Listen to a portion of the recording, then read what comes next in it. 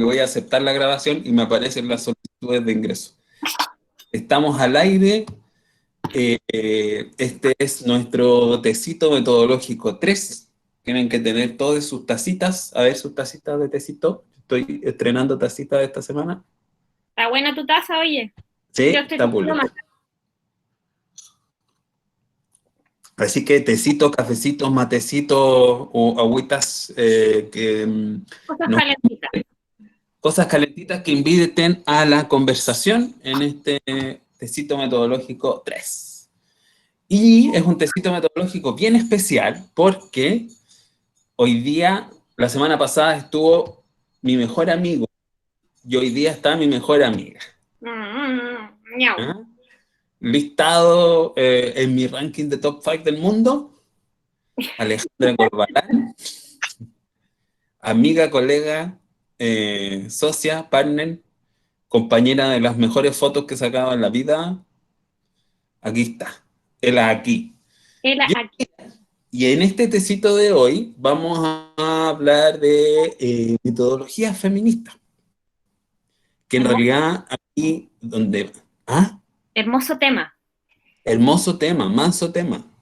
Eh, pero también una característica importante del tecito metodológico es que nos tomamos el tecito conversando. Parece que van a caer estas declaraciones de amor en el chat, siéntanse libres nomás. Yo creo que en este contexto necesitamos que todo el amor posible fluya por ahí.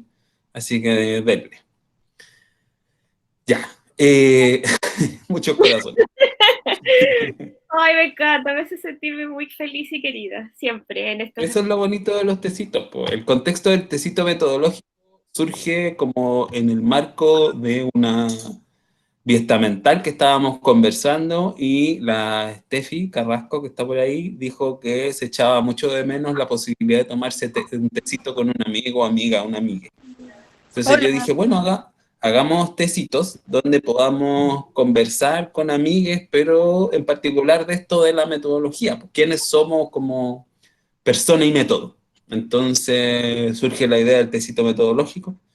Y nada, pues aquí estamos, con grandes amigas, con amigos, amigues conectadas también, para poder hablar de lo que nos convoca hoy. Ale, yo sé que harta gente te conoce, pero la idea es que te puedas presentar. Necesariamente tiene que ser breve, tú solo preséntate como en el contexto de quién eres, qué haces, para dónde vas, dónde estás, todo eso. Digo, preguntas tan difíciles de responder. Siempre. Bueno, mi nombre es Alejandra Corbalán Navia, como la mayoría de ustedes saben, quizás algunos no, porque no nos conocemos. Yo trabajé en la UPLA desde el año 2015 hasta el año pasado. Eh, Hacía taller de desarrollo personal y psicología de la infancia. Entonces era una profesora que estaba vinculada particularmente a primero. Era la que los recibía. Que recibía a muchos de aquí. Y hoy día estoy dedicada específicamente al área de la investigación más que al área de la docencia. Estoy trabajando en mi tesis doctoral, estoy en mi segundo año de doctorado, de programa de doctorado, en donde mis temas tienen que ver principalmente con el tema de trabajo y mujeres, ¿ya? Y, y básicamente en el contexto de la universidad, a pesar de que no es el solo exclusivo de la universidad, pero sí mi tesis, mi investigación está más vinculada hacia el tema de las trayectorias de las mujeres académicas dentro del contexto universitario, en términos de trabajo. Estoy armando mi investigación en este momento y además soy personal técnico, o sea, trabajo en una investigación que es un Fondesit, que como el paraguas grande tiene que ver con las formas de trabajo, como las nuevas formas de trabajo dentro de la academia, vinculadas como a temas de una academia neoliberal que se llama, y las subjetividades de los académicos, académicas que hacen que este modelo funcione, básicamente. Entonces, y de las cuales también nosotros estamos metidos aquí, finalmente, ¿ya? Entonces, eso básicamente es lo que estoy haciendo ahora, ¿ya? Esto tiene como vinculaciones en términos también biográficos, políticos, ya no estoy aquí y no hago la investigación que hago y no me meto en los temas que me meto porque por suerte o por azar, sino que justamente tiene que ver con cosas que entrelazan y entretejen tanto mi biografía personal como mi experiencia, por ejemplo, las experiencias de trabajo que he tenido, que vamos a individualizar lo que pasó todo en la UPLA, pero por ejemplo, pero eso es un elemento relevante en el fondo y que también agarra más fuerza y agarra más cuerpo en mi investigación también a partir de eso. Me decido finalmente a investigar trabajo y mujer dentro de la academia. Y a cosas que tienen que ver más también con éticas políticas, de militancia, de colectivo, y de cómo yo me pienso la política también, que no necesariamente es como se la piensa todo el mundo. Oye, pero vamos por parte. Vamos por parte. Porque tú, en el fondo, tú estudiaste en la UV, en la Valparaíso. Sí, ya. ¿Cuál fue tu primer contacto con la investigación, con los métodos de investigación, fuera del los ramos de A ver, yo vengo de una universidad que en el momento en donde yo estudié en psicología se definía como una universidad, y este discurso les va a sonar similar, les va a sonar conocido, se definía como una universidad que estaba más orientada a la praxis que a la investigación, ¿ya? Por lo tanto, cuando yo estudié, mi aproximación a la investigación fue básicamente en mi tesis de grado, ¿ya? Ya. Yo tuve bien malos profes, a la Valpo la quiero por muchas cosas, pero no particularmente por los profes de metodología que yo tuve. Estaba también, yo creo, dentro del proyecto que tenía en ese momento la Valparaíso, que es muy distinto al proyecto que tiene ahora, estaba muy desvinculado y se entendía poco en la función de la investigación dentro de la disciplina de la psicología.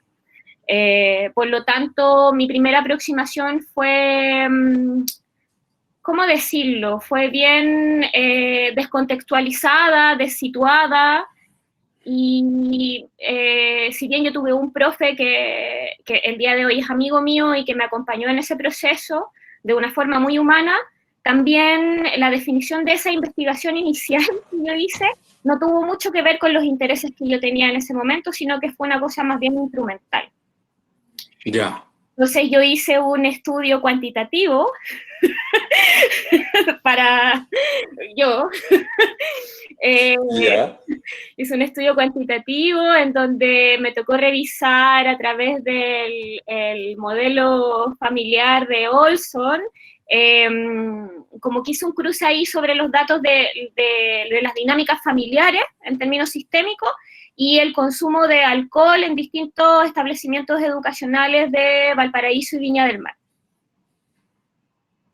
Temas que yo en general jamás, o sea, como se darán cuenta, son temas que yo jamás volví a trabajar, ni desde lo cuanti, ni desde tampoco las temáticas de drogas que yo finalmente jamás, lo más cercano era el colegio, pero ni siquiera agarrábamos la escuela como parte del análisis, era solo como para situarnos en la población, para tomar datos. Como lo más cercano era el colegio en temas de drogas, así como... O sea, que una de las cosas que yo termino trabajando es en la escuela, pero es como muy así, o sea, finalmente mi tesis de grado no tuvo nada que ver, fue un trámite, básicamente, y no tuvo nada que ver con lo que yo termino haciendo, ni con la vocación que yo tengo, ni con los temas de interés.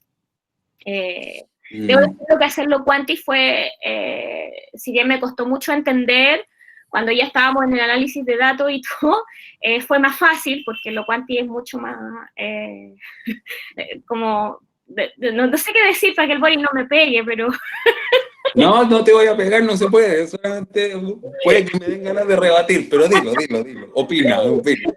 Lo cual es mucho más pero lo encuentro mucho más concreto, menos interpretativo quizás en términos como de cómo te habla el dato, en el fondo. Así que a mí no me gusta mucho mi tesis de grado. El otro día el Ale Vara, por la pega que estábamos conversando, me preguntaba sobre lo mismo y él decía, es que yo nunca volví a mirar mi tesis de grado. Nunca, o sea, fue una cosita de... como que ahí... No salía. Sí, yo tampoco ahí no siento como que entendí la importancia de la investigación, por ejemplo. Tenía otro rollo en ese momento también. Ya, entiendo. Oye, y de ahí fuera como saliendo, porque tú después hiciste tu magíster. Entonces, entre salir de la U y el magíster, ¿tuviste algún contacto más? ¿Seguiste relacionándote con lo metodológico investigativo de alguna manera? No y sí. Siempre he tenido amigues que están vinculados al mundo de la academia, en el fondo, incluso cuando yo no lo estaba. Entonces, a partir de conversaciones sí aparecía como estos temas, ¿no? Como sobre todo de cómo dialoga la práctica con la investigación. Pero yo estaba en ese momento situada en otra trinchera, por decirlo de alguna manera. Entonces, después, cuando yo me vuelvo a encontrar con la tesis, en el fondo, con la investigación, es cuando ya termino mi magíster y me veo como de nuevo como con esta tarea que tenía que cumplir para poder adjudicarme el grado, en el fondo. Entonces, también es una forma un poco más, al principio, más utilitaria de entender el tema de la investigación, ¿no? Yo no le había tomado el peso. Ya, ¿y cuándo cambia? Hasta, esa era la pregunta. ¿Cuándo adquiere peso la ¿Cuándo adquiere investigación? peso? ¿Cuándo adquiere Algo peso? muy interesante, porque a mí me habían, yo había hecho la práctica, yo hice mi magíster en Barcelona, que además estaba focalizado al trabajo, a la intervención grupal, principalmente, que ustedes, como la mayoría saben, es uno de las cosas que más me gusta hacer en psicología, probablemente. Y esto tiene que ver como se entrelaza con una historia muy personal, porque yo cuando tenía que presentar mi proyecto de tesis, que además como que habíamos conversado con los profes que tenía en ese momento como acceso y en el fondo como que el compromiso había sido un poco trabajar con infancia, ya trabajar con niños, porque finalmente era como mi experiencia estaba muy vinculada como a esa población. Pero sucede que un día, caminando por mi barrio, me caigo, literal, y me doblo un pie y me lo quiebro, ¿ya? Me quebré el pie, yo no me imaginé que me había quebrado el pie porque me pude ir caminando para la casa, y después al otro día fui al consultorio caminando también, y si bien tenía el pie súper hinchado, igual podía caminar y el dolor no era muy, muy terrible. Pero nada, pues cuando llegué allá me sacaron la radiografía y todo, me dijeron, no, usted se quebró un pie, y además como la quebradura que yo tenía implicaba que no podía tener tacos y eso, entonces yo no podía caminar, tenía que tener la pata inmovilizada y tenía que estar ahí en reposo por lo menos unas 3 semanas. Yo en ese momento trabajaba, estaba tenía que presentar tenía ya fecha para presentar mi proyecto de tesina del magíster, y me pasa esto. Y yo había estado leyendo cosas de infancia, un poco para cachar qué era lo que iba a hacer, pero la verdad es que con un nivel de entusiasmo medio. A mi infancia me gusta mucho, ustedes lo saben, pero no era algo que necesariamente Te volviera loca. mucho en ese momento. Fuera como te definiera el camino, ¿no? Exactamente. Era como, ya, ok, voy a hacer esto, como de esta lógica más instrumental también. Y justo antes había empezado a ocupar la copa menstrual. ¿Verdad? La historia que les estoy contando. Tiene elementos bien médicos lo que estaba pasando, médico, pero había vamos. empezado a copiar o sea, una amiga me había dicho, había empezado a ocupar la copa menstrual, y me había encontrado con toda una dimensión de mí misma en términos bien fisiológicos que me llamó un montón la atención. En ese momento yo tenía 27 años, eso fue hace 10 años atrás. Oh. Hace 10 años atrás fue esta historia que les cuento. Y claro, me había pasado que me había dado cuenta que no sabía nada de mí, en el sentido de que la cantidad de sangre que salía de mi cuerpo cuando estaba menstruando, el olor, el color, era algo completamente nuevo. Y me llamó mucho me quedé muy pegada en esa experiencia, porque cuando empecé a ocupar la copa menstrual, que fue más o menos en este mismo tiempo que me quiebro el pie, me doy cuenta que no sabía, o sea, como que había una dimensión muy íntima mía, y corporal además, que me había acompañado desde mis 12 años y de la cual yo sabía bien poco. Entonces yo, antes de que me rompiera el huesito del pie, había ido a la biblioteca en un país primermundista, en donde hay bibliotecas por todos lados y el acceso al conocimiento es mucho más fácil, y había buscado libros de menstruación y de feminismo. Entonces tenía en mi casa en ese momento un tuquito de libros que hablaban sobre estos temas.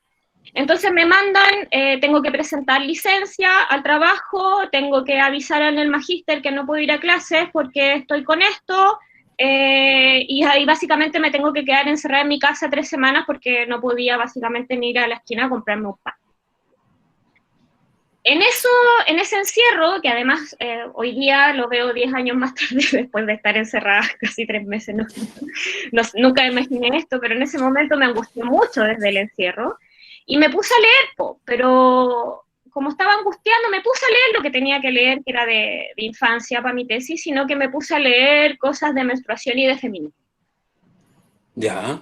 Y ahí como que me obsesioné, me dio como un momento y me puse a leer, y de repente pasó estas 3 semanas, me sacaron el yeso, o este mes me sacaron el yeso, yo tenía que volver, tenía 2 semanas para presentar mi proyecto de tesis y no había leído básicamente nada de infancia. Entonces, en un Chispas. momento de estrés, así como que dije, oh, no leerá. Y de repente dije, pucha, pero llevo igual todo este rato estudiando, lo que pasa es que no llevo estudiando lo que se supone que debería estudiar. ¿Qué pasa si es que agarro todo lo que he leído todo este rato y armo mi tesis en base a esto? De ahí me decido por hacer algo bien extraño en ese momento, yo me sentía bien loca, que tenía que ver con hacer etnografías de menstruación con mujeres. Y todo esto en un contexto como de grupo. Así que le di con ese proyecto, y a pesar de que mis profes me miraron con una cara así como... De hecho, la coordinadora del magíster me dijo, mira, nadie te puede acompañar en este proyecto. Si tú quieres armarlo y si tienes entusiasmo por eso, ármalo, pero nadie te puede supervisar, por lo tanto, lo que puede pasar con eso es que cuando tú des la defensa, puedes reprobar, básicamente. Entonces me dijo como, tú tomáis la decisión, es tu riesgo. Y yo, en ese momento, dije, bueno, igual no tengo otra cosa, entonces voy a tener que hacerlo nomás.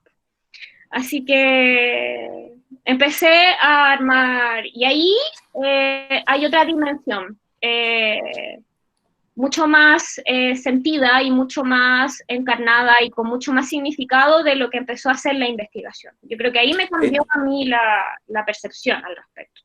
Pero es un quiebre brígido igual, porque Sí. venían como estas relaciones súper instrumentales, así como ya voy a hacer esto. Que si lo queréis pensar es como tuve profes de metodología así, todo el rato, y de repente cuando tenía esta autonomía, como este momento, cambia tu relación con la investigación, pues como que abre esta curiosidad intrínseca, ¿cachai? Como más conectada contigo. Y ahí también es bonito, pues, porque en el fondo es una idea que ha aparecido en los 2 tecitos anteriores, que también un poco lo que investigamos tiene que ver con tiene un motorcito interno, ¿no? Tiene un motorcito en nuestro corazón, lo que nos mueve a investigar. Real, absolutamente. Oye, ¿y ahí aparecen las metodologías feministas o dónde aparecen las metodologías? Ahí empieza el camino. ¿Ya? empieza el camino porque claro, es como, yo creo que ahí hay un quiebre que tiene que ver con un cambio de paradigma igual, para mí. De repente, claro, todos estos procesos como de investigación, de lectura, como del deep work que se le llama en investigación, ¿no es cierto? Como el trabajo profundo, de repente... Espérame. ¿Qué? Entonces, no es algo como que te cae en el regazo, sino que requiere mucha lectura y un proceso investigativo como deep work, como decís tú, Deep es work. pega. Claro que sí. Encontrarte, porque no, una cosa es la intuición que uno tenga, como para decir, oye, quiero investigar esto, pero tiene que sostenerse de alguna parte, y eso le lleva a deep work. Claro, o sea, Hay que leer entonces. sí, sí, hay que leer, es importante, pero también es importante como el contexto, porque Sí, pues. como te decía antes, antes la visión más instrumental, que era, que en el fondo también yo desde mi lugar lo tengo que, o sea, no puedo no interpretarlo desde los feminismos, ¿ya?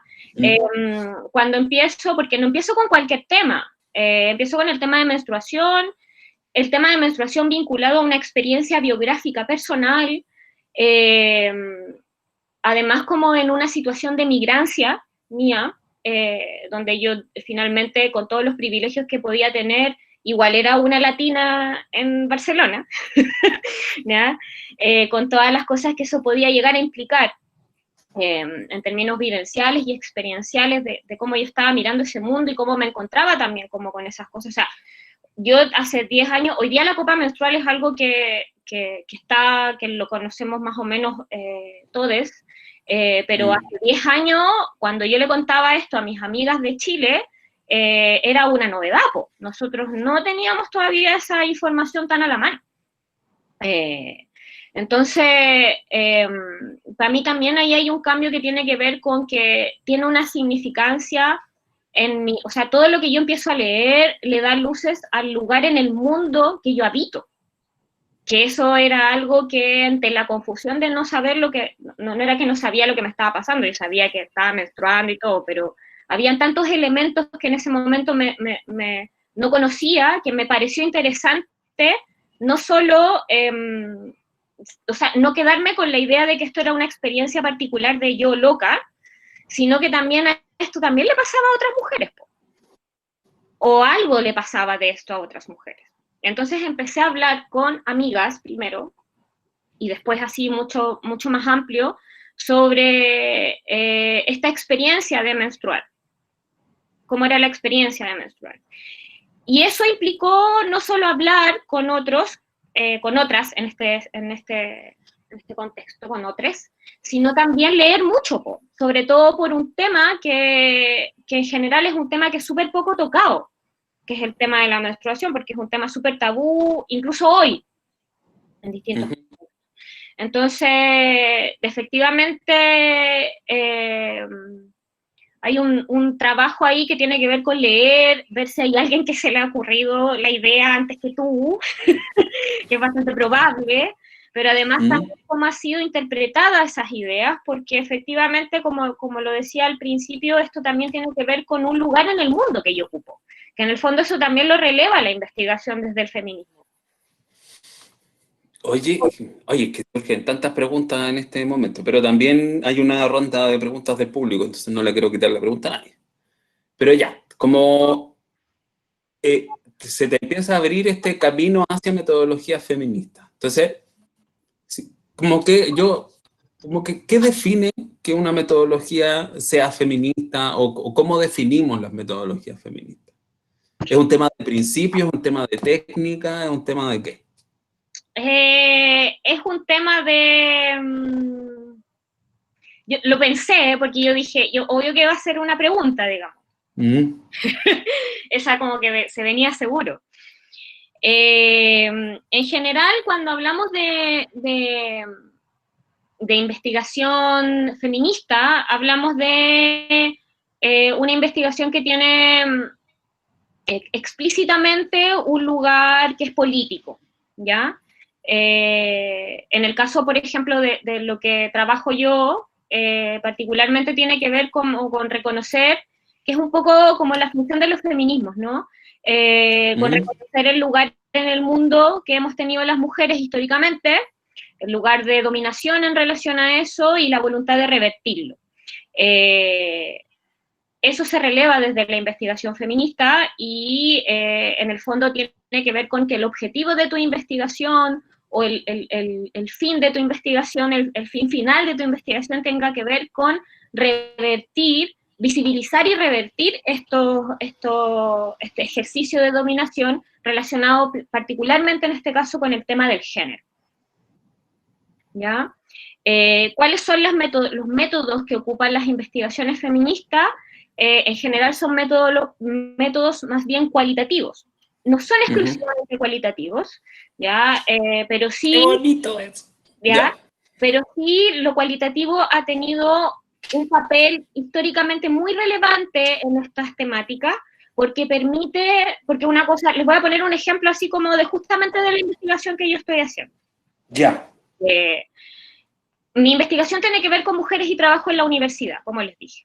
Entonces, hay un montón de literatura, un montón de estudios que principalmente son de instituciones como oficiales, como por ejemplo la UNESCO, la CONICET, el Ministerio de Educación, el PNUD, etcétera, etcétera, etcétera. Todos estos organismos, ¿no es cierto?, grandes, que tienen mucho dinero para hacer investigaciones y que se pronuncian en relación a las políticas públicas, ¿no es cierto?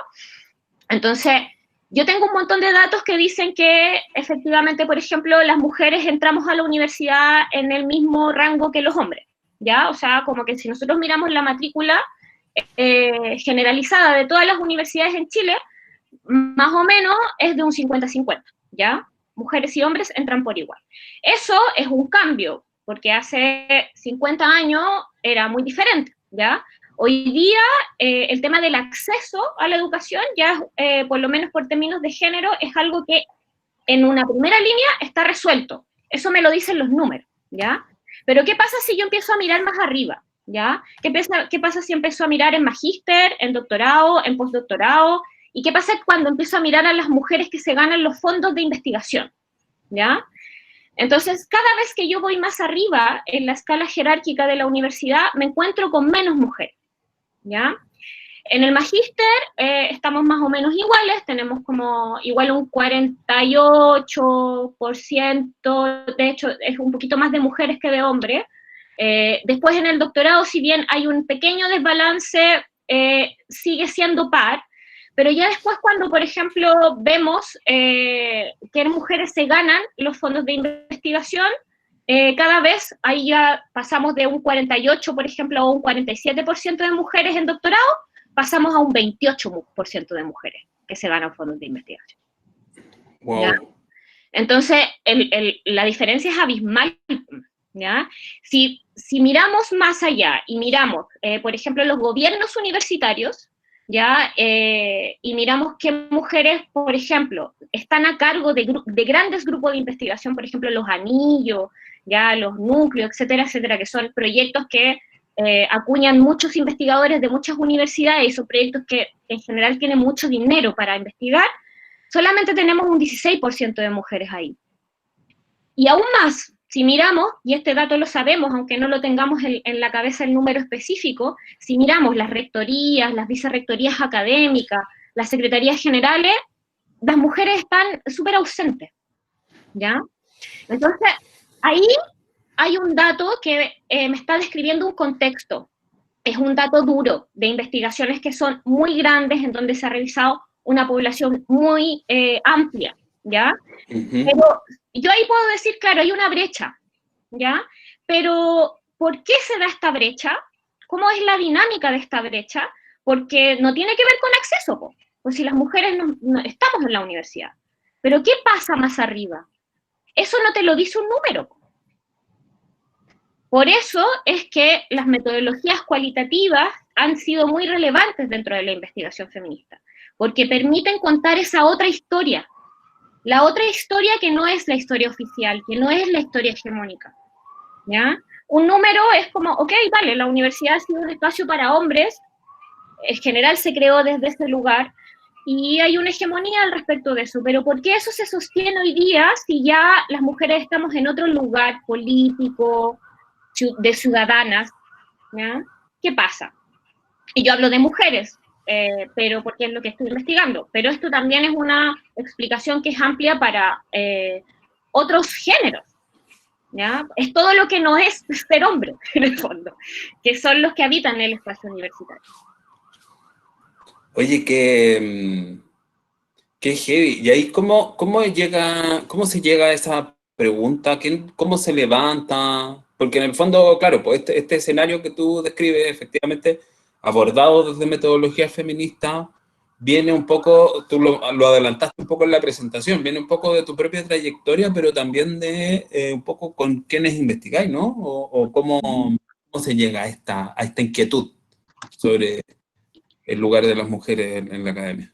Eso es lo hermoso del feminismo, porque esta inquietud se llega a través de mi vínculo con mis amigas, mis compañeras de trabajo. Hay una pregunta ahí al respecto como sobre la posición de ser sujeta mujer en este contexto. Que son inquietudes que emergen desde habitar este espacio, que es el espacio de ser mujer, por ejemplo, en la academia. Hay cosas que son transversales, ¿vale? Cuando hablamos, por ejemplo, de academia neoliberal, por ejemplo, y de las nuevas transformaciones que tiene que ver con todo cómo se financian las universidades y qué se les pide a los académicos y académicas que están dentro de esta institución, hay un nivel en donde nosotros estamos atravesados por eso, ¿vale? Todos, ¿ya? Pero a pesar de estar todos atravesados por eso, hay un desbalance en términos de número en lo que podemos ver en relación a las mujeres y a otros géneros, pues si no aparecen, o aparecen menos. ¿Por qué aparecen menos? Entonces, hay un reconocimiento ahí de mi posición en el mundo, de las tensiones que yo tengo, ¿ya? Y que me aparecen en mi experiencia de ser docente, de ser investigadora, de estar en el mundo de la universidad, con todo lo que eso implica. Y esa experiencia, al ponerla en diálogo con otras mujeres, tal cual como lo hice con el tema de la menstruación, también cobra otros sentidos cuando se encuentran en esos momentos. Entonces hay preguntas que constantemente nos estamos haciendo y que vale, pues si el ser humano busca comprender, entender la realidad. Pues. Oye, ¿y cómo se están aproximando a este fenómeno tan? Porque ya, la aproximación es cualitativa, por lo que tú me contabas, pero ¿cómo lo están haciendo en términos prácticos? Ahora nosotras, estamos haciendo entrevistas en profundidad con académicas. Eso es Ya, por el Fundesit, particularmente. Hemos hecho entrevistas en profundidad, así en términos como de método. Yo, para mi tesis, estoy viendo otras posibles métodos que también no son exclusivamente feministas, pero sí las feministas tienden a ocuparlos más, como son las historias de vida, por ejemplo, las investigaciones más biográficas, narrativas, que en el fondo permiten como mirar la cualidad de la experiencia más allá del número, en el fondo, más allá como de este contexto que ya describí inicialmente. qué bonito, Ale.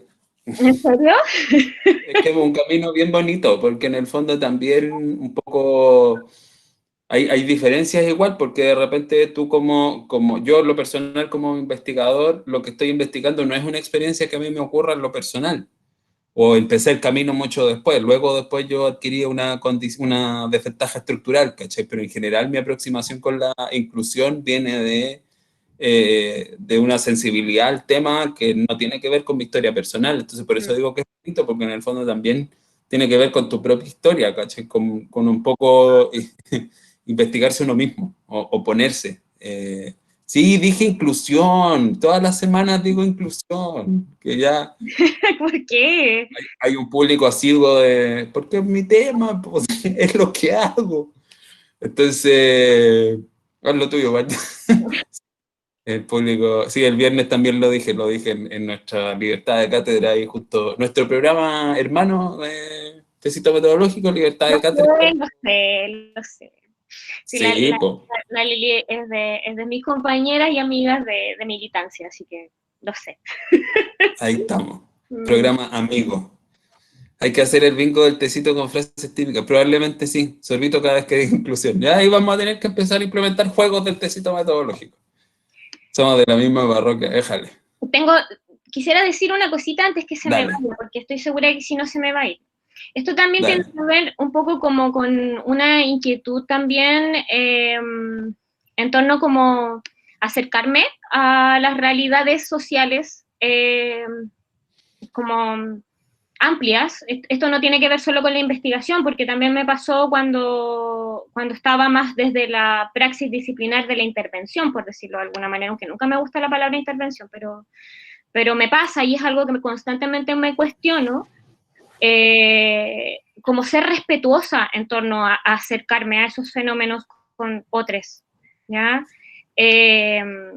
Y de alguna manera mi relación y mi biografía con temas de género y feminismo, si bien no me permite entender y comprender quizás todas las vivencias, porque hay muchas, la diversidad es muy amplia, pero sí me permite hacerlo desde un lugar de respeto, en donde yo también me posiciono desde un lugar súper situado del por qué, y por eso también es para mí importante investigar temas que me atraviesan, que no me sean ajenos. Es algo que es muy relevante para mí. Porque tiene que ver con ese acercamiento más empático desde el respeto y desde lo humano también, porque yo siento que es la única manera de darle sentido a toda esta locura que es la realidad. Y vamos a un botón, estamos en mitad de una pandemia, haciendo esto a través en línea. Sí, otro contexto. Oye, ¿te parece que abramos las preguntas de nuestro amigo público a los tecitos? Sí, obvio. Querides, pueden pedir la palabra por el chat y abren el micrófono para preguntar. Si no tienen un buen micrófono, escriben en el chat y leemos su pregunta. Desde ahora ya.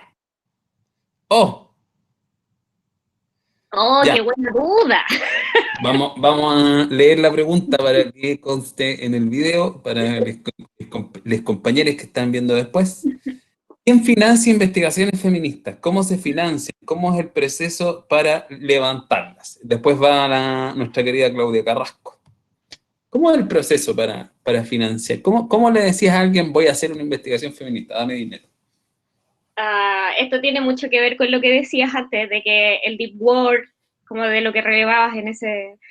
Una investigación es una investigación, ¿ya? En el sentido de que cuando uno propone a una investigación, a una entidad institucional, dícese fondos internos, por ejemplo, de la universidad, o fondos externos que ya son como CONICYT o otros que son internacionales, se valoran y se evalúan en relación a la calidad del proyecto de investigación, ¿ya? Y eso si bien es más allá no es que no influya, digamos, yo no podría decir que no influye en ninguna evaluación, pero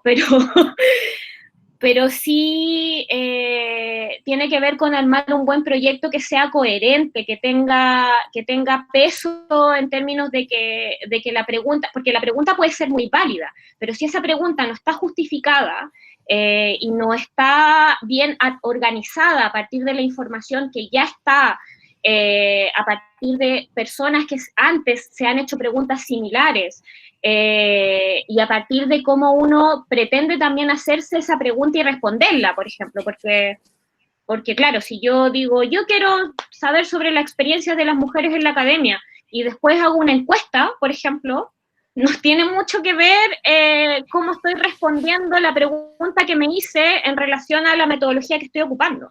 Entonces, básicamente tiene que ver con armar proyectos de investigación que sean coherentes, que tengan peso, que uno pueda justificar y armar un problema, ¿ya? para que sea como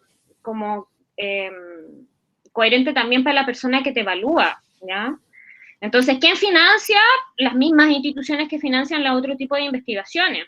La universidad, CONICYT, es real, digamos. No, hay algunas instituciones internacionales que tienen algún fondo específico para investigaciones feministas, pero en general uno trabaja con este marco, ¿ya?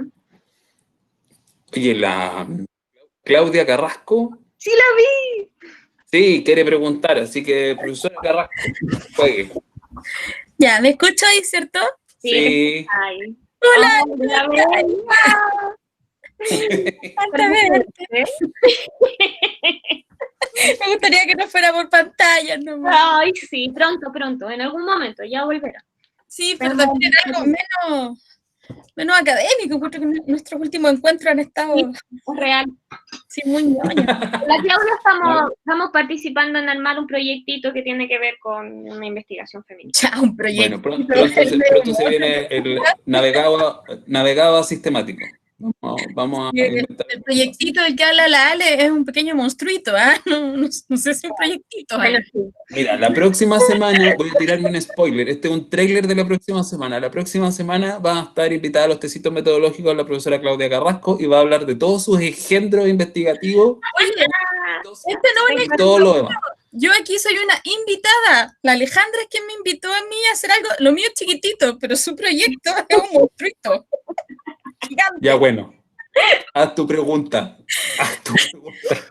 Ay, nada, yo le quería agradecer desde este lugar del público a la Alejandra, porque además que me encanta como siempre lo hacía y cuando estaba ahí en la UPLA también y te tocaba exponer, estoy combinando como la experiencia personal como con el rollo de investigación y me encanta y siempre es muy entretenido escucharte además. No. Y lo que encuentro más bonito es como el riesgo, ¿no? De poder vincular como la experiencia vital y lo que te moviliza en la investigación. Y por lo mismo a mí me gustaría comentarle algo al Boris, po. Y yo creo que una de las, así como si uno escucha a la Alejandra, una de las cuestiones que yo creo que tenemos que aprender de lo que nos dice la Ale de la investigación feminista, es que tú te podís comprar el rollo de que estás investigando cosas que en realidad no tienen que ver contigo, pero es mentira.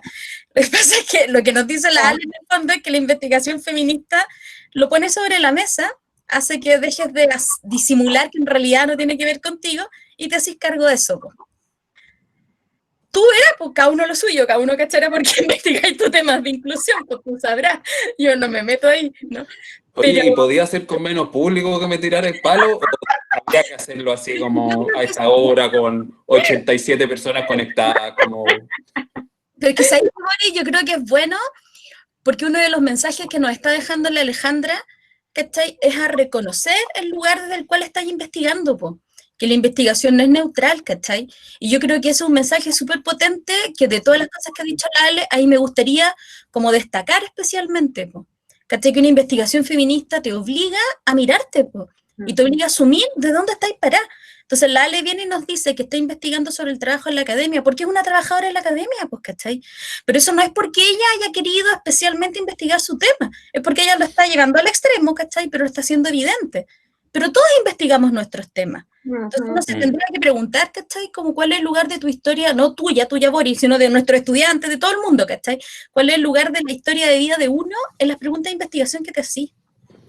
Y eso como de todo lo que nos ha dicho la Ale, yo quería ponerlo como algo súper destacado, pues, ¿cachai? Y si la Ale nos puede comentar más de eso, pues, desde el enfoque feminista también en el que trabaja. Sí, yo a partir de eso, no sé, Boris, ¿querías decir algo? De lo que, No, ya, estoy en introspección ahora.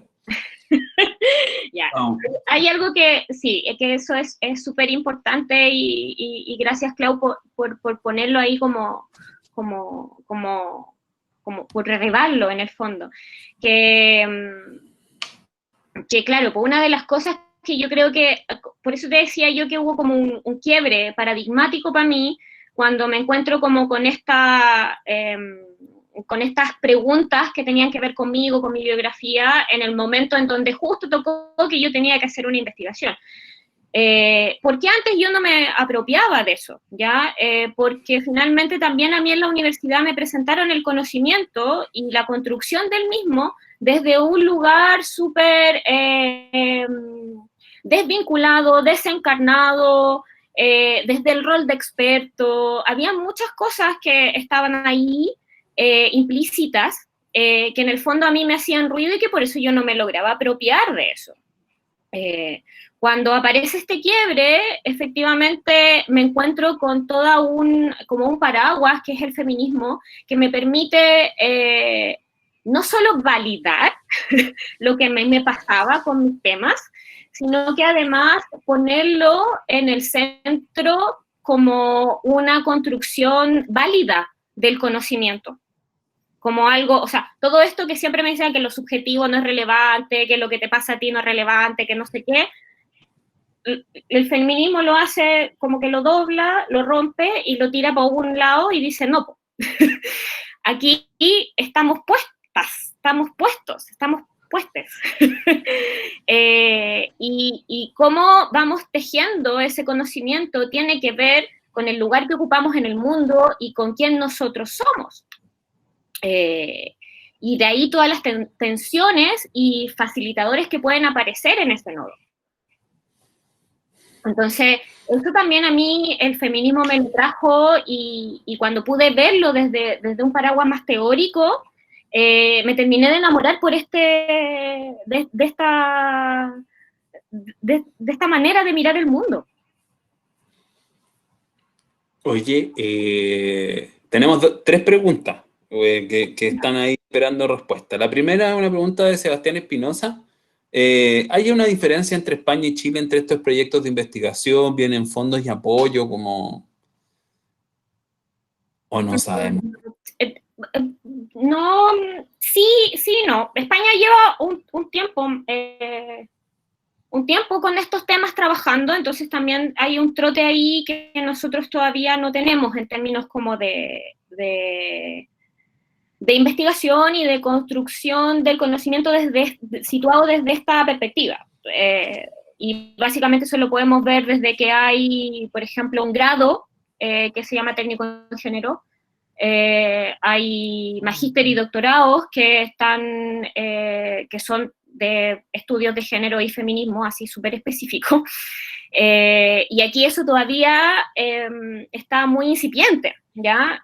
Ahí está mucho más institucionalizado y ya sabemos que institucionalizar ciertas cosas también abre puertas para que haya más fondos y más desarrollo en torno a ciertas temáticas específicas y a ciertas formas de investigar.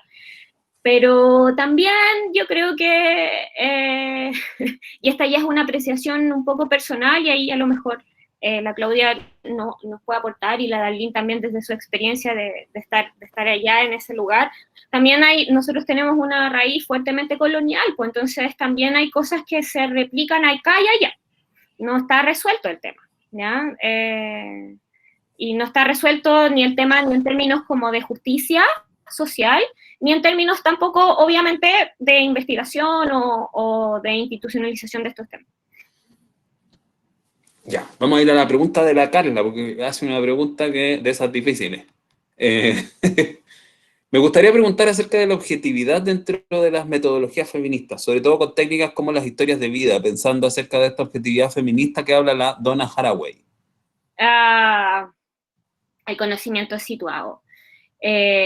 Todo conocimiento habla desde el lugar en el mundo en donde lo estamos construyendo. Entonces, esta idea de la academia y de la construcción del conocimiento desde un lugar neutro, objetivo, que finalmente es una generalización de los valores androcéntricos, no es una realidad. O sea, no es que efectivamente sea objetivo, que sea un dato verdadero, como si la verdad fuera única, ¿ya? Eso no es real.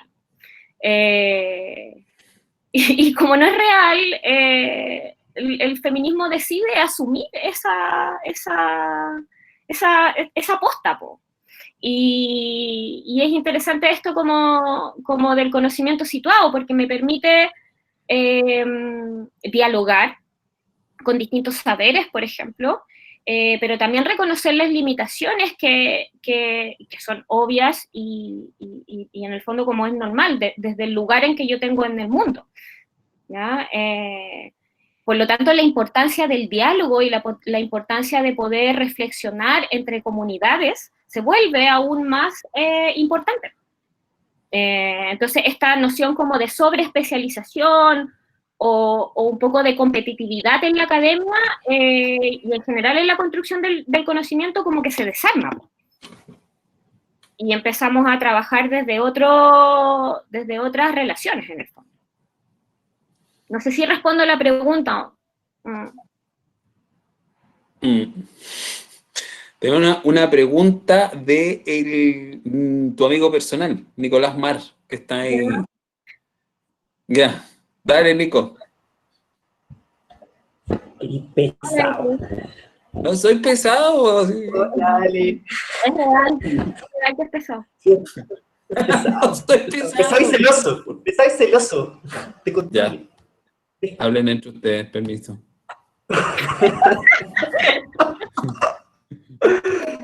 Ya, dale, pregunta. ¿Sabes qué? A mí me quedó dando vuelta una cuestión que dijiste al final de como tu presentación, antes de las preguntas, que tiene que ver con el acercamiento como respetuoso hacia las personas que participan finalmente en la investigación, ¿no? Me queda dando siempre vuelta la idea desde esta perspectiva en cómo nos toca a nosotras y a nosotros hacernos cargo de alguna manera de que estamos enfrentándonos no a un objeto neutro, ¿cierto? Sino personas que efectivamente han tenido un historial de no sé, por una situación de subordinación o de lo que fuera. Y de alguna manera, ¿qué les devolvemos? ¿Cómo les hacemos reaparecer ahí y no funcionamos con la misma lógica patriarcal de ir, tomar los recursos que queremos, levantarlos, quedárnoslos y salir corriendo, ¿no? Y luego, bueno, gracias, buena onda, nos enteramos muchas cosas muy lindas, pero ahí se ven. Entonces, ¿cómo se hace esa evolución respetuosa? ¿Cómo desde esta metodología nos vamos haciendo cargo de esa realidad? Eso. Es una buena pregunta que yo no tengo resuelta. Eso, no, y no sé si la voy a tener resuelta en algún momento, porque primero hay una conciencia permanente, yo creo, como de revisarse, ¿ya? Y en el sentido de que cuando el feminismo llega a la vida de una, o cuando el feminismo llega a mi vida, lo primero que me hace notar, en el fondo, como si fuera un otro, es que en mí también está arraigado todo este sistema patriarcal, hegemónico, masculino. O sea, yo de alguna u otra forma, queriéndolo o no, consciente o inconsciente, yo también encarno eso, ¿ya? Soy hija de mi época, de mi tiempo, de mi familia, de la educación que tuve, etc., etc., etc. Entonces, claro, uno, yo creo que tiene que ver con poder conversar y dialogar esto permanentemente para que efectivamente los resultados de la investigación que sea que uno haga tenga un sentido para las personas con las que uno está investigando. Y cuando digo personas que uno está investigando son desde los informantes o las informantas claves hasta el grupo a lo mejor con el que estoy trabajando, de colegas con el que estamos haciendo el análisis o redactando el paper, etcétera, etcétera, etcétera. Entonces, ahí hay un despojarse también, como yo creo, y que yo lo intento hacer y no me resulta siempre, pero es algo que lo voy mirando y eso también implica un nivel de incertidumbre y de angustia que es difícil de manejar a veces, que yo no sé nada en realidad, po. Yo no sé nada y nunca tengo y no voy a tener una posición de experto, porque para tener una posición de experto, y lo digo en masculino intencionalmente, tengo que tener algún tipo de verdad, que es una verdad que yo jamás voy a tener. Nunca más no voy a resolver esto que me pasa. Siempre va a ser una tensión probablemente. Y esa tensión también es una brújula interesante para poder ir navegando sobre nuevos saberes, nuevas formas de mirar un fenómeno, nuevos diálogos que se abren en relación a eso. Sí, yo quiero agregar una cosita, con mucha humildad, por cierto, pero desde los estudios de la discapacidad, Tom Shakespeare refiere a algunas investigaciones y metodologías feministas a propósito del lenguaje respetuoso de los sujetos participantes, y algo que declara abiertamente Tom Shakespeare es que lo que hace es que, por ejemplo, les presenta las transcripciones de las entrevistas.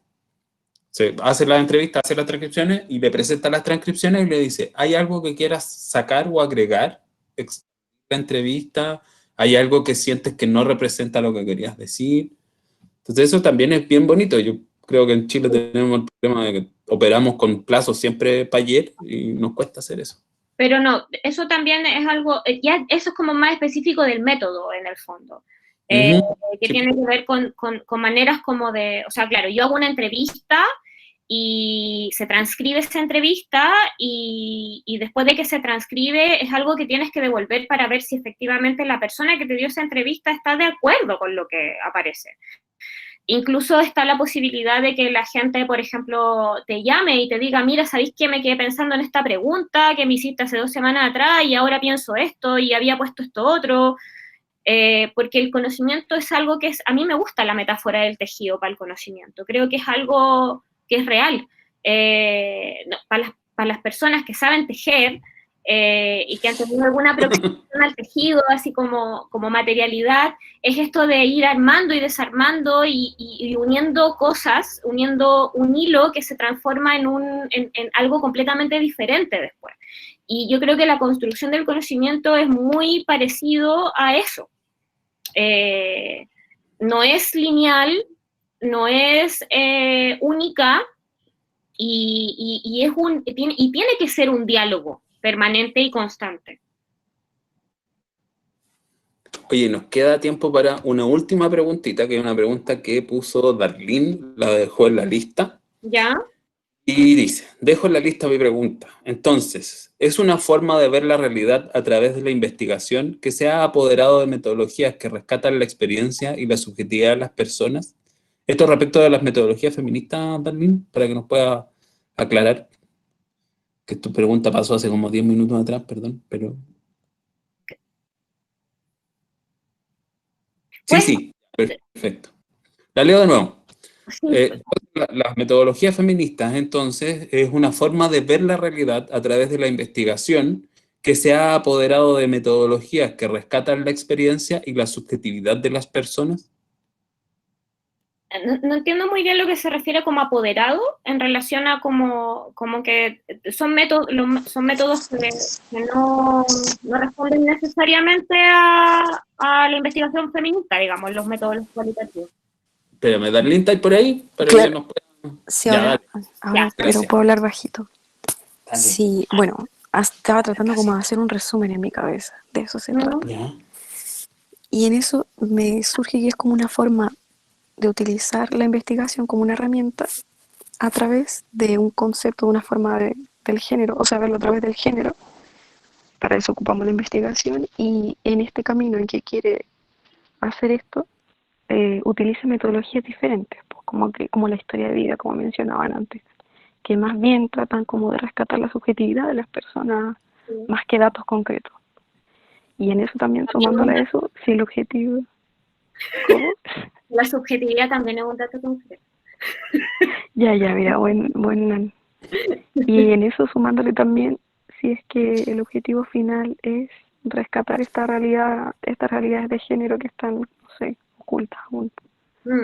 ¿Es eso más o menos como un resumen, como para quedarme con esa idea clara? Sí, el objetivo tiene que ver con visibilizar y poner en lo público, por decir de alguna manera, todas aquellas historias y todas aquellas subjetividades que han quedado por fuera de lo hegemónico, ¿ya? Como tener esta noción de que, bueno, se nos contó que la ciencia se nos contó que la psicología, se nos contó que la economía, se nos contó que todo básicamente era de esta única forma, pero en realidad hay muchas maneras de mirarla. Entonces, en el fondo lo que intenta relevar una investigación con tintes feministas tiene que ver con relevar esas otras historias que son parte de cómo nosotros vivimos el mundo. Lo que pasa es que no están en el espacio público, están invisibilizadas, muchas veces a lo mejor no hay palabras que se hayan utilizado incluso para poder nombrarlas. Y hay que hacer eso, hay que hacer ese proceso de construcción para que sea más fácil o sea, primero para entender que la realidad es mucho más diversa de lo que se nos ha planteado desde una visión más hegemónica y androcéntrica, uno. Y dos, para que como la filtración de esas otras historias permita que el mundo sea más justo y más equitativo y que responda también a distintas visiones y relaciones que hay en ese contexto social. Gracias, Ale. Oye, ya pasó la hora. Yo generalmente me comprometo con que dure 1 hora el tecito para que la gente también pueda seguir con sus días, a propósito que el ejercicio de estar frente a la pantalla es un poco cansador. Sí, real. Entonces, nada, para cerrar, mientras yo voy cerrando, ustedes pueden Ahí ya, hay una pregunta. ya dale, Valentina, una pregunta más. Vamos, cerremos con eso. Ya. Metodológica, espérame, voy a leerla toda. Ojalá alcanzar a responder una pregunta más dirigida a nosotros, estudiantes de pregrado sin quizás mucha experiencia en investigar metodológicamente desde el libre fluir de la curiosidad. ¿Algún consejo o algo a tener en cuenta para hacerlo? ¿Para investigar metodológicamente desde el libre fluir de la curiosidad? Igual es curioso porque me recuerdo como desde mi misma experiencia. La disciplina de la psicología y en general el cotidiano del mundo tiene que ver con hacerse preguntas. Nosotros permanentemente estamos en eso, estamos haciéndonos preguntas al respecto de lo que nos pasa, de lo que le pasa a otros, de cómo funciona el mundo, de tratar de hacer incluso ciertas hipótesis al respecto de lo que podría suceder o no.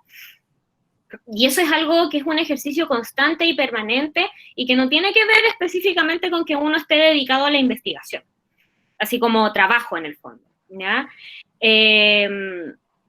Estamos constantemente, de alguna manera, haciéndonos preguntas y estamos tratando también de hacer ejercicios de investigación, como a lo mejor incluso sin darnos cuenta.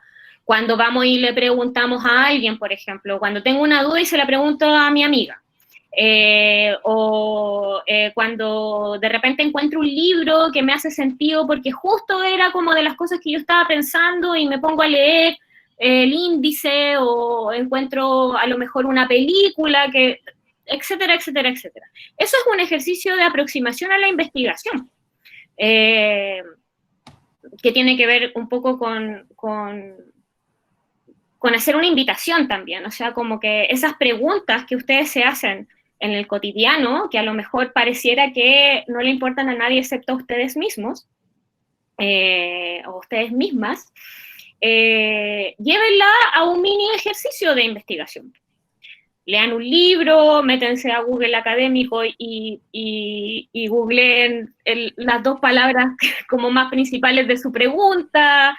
Yo así lo hice, por ejemplo, cuando me pasó el tema con la copa menstrual. Empecé a hacer eso, muy intuitivamente, a buscar libros, a buscar películas, a buscar cosas. ¿Por qué? Porque además como era un tema medio tabú, que yo no quería parecer loca en ese momento, después ya me dio lo mismo, pero en ese momento no quería parecer loca preguntándole a la gente sobre menstruación, lo hice desde un ejercicio muy íntimo que tenía que ver con buscar películas, buscar libros, buscar artículos que hablaran sobre ello. Y de ahí me empecé a dar cuenta, uy, parece que no soy la única que se hace estas preguntas. Entonces, ahí empieza un diálogo que yo creo que es interesante también hacerlo. Y el ejercicio de la investigación es eso, después se profesionaliza en el fondo y tiene que ver como con trayectoria, si uno se quiere dedicar a esto o no, y ahí ya hay todo un proceso. Pero no sientan que no están haciendo investigación porque no trabajan en esto, porque eso también es una idea errada, creo yo.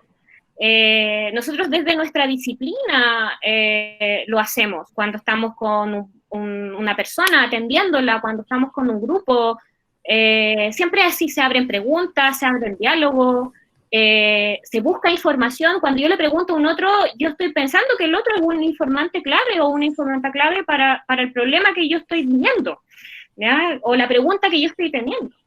Y eso es un ejercicio de investigación. Ahora, de ahí al deep work, que les decía esto, que es como el trabajo profundo, tiene que ver con que yo me meto en un tema y me meto en un tema. Y eso te lo permite, por ejemplo, el espacio de trabajo relacionado a esto. O sea, que en el fondo a mí me pagan por hacer esto, entonces me tengo que sentar a leer sobre trayectorias de mujeres dentro de... Entonces tengo que saber quién está hablando de esto, tengo que saber si es que hay otra persona en Chile que está estudiando lo mismo o algo parecido a lo mío, tengo que saber qué cifras me hablan sobre mi problema, pero ya ese es como otro nivel. Pero yo creo que es interesante porque también es un ejercicio como de curiosidad que es súper importante para la labor de la psicología, como para la función social de la psicología.